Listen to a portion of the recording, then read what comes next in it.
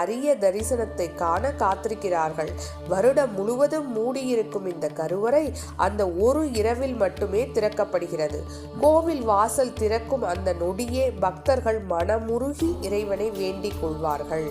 இந்த பிறவியே கடைசியாக இருக்கட்டும், இனி மறுபிறவி வேண்டாம், இனி பிறவாதிருக்க வரம் தருவாய் ஈசனே என்று பக்தர்களின் நம்பிக்கையின்படி அந்த ஒரு இரவில் கிடைக்கும் பிறவாதீஸ்வரர் தரிசனம் பிறவி பிணியை நீக்கும் அருள் தரிசனமாகும். கோவில் கட்டுமான சிறப்பு.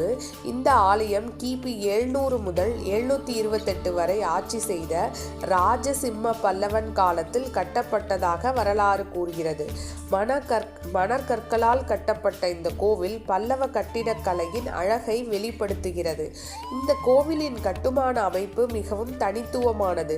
மேற்கு நோக்கி அமைந்த கருவறை, 2 அடுக்கு விமானம், எண்கோண வடிவில் அமைந்த கருவறை, செவ்வக வடிவில் அமைந்த முக மண்டபம், இவை அனைத்தும் பல்லவ கால கட்டிடக்கலைக்கு சிறந்த எடுத்துக்காட்டுகள்.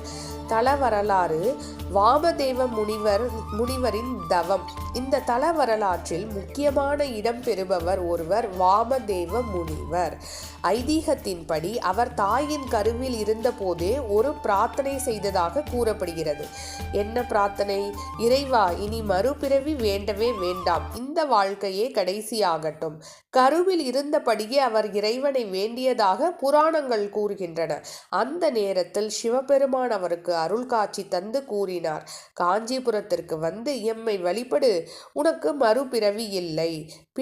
பிறந்த பின் வாமதேவர் காஞ்சிபுரத்திற்கு வந்து ஒரு லிங்கத்தை பிரதிஷ்டை செய்து கடும் தவம் செய்தார். அந்த தவத்தின் பலனாக அவர் மறுபிறவி இல்லாத நிலையை அடைந்தார் என்று புராணம் கூறுகிறது.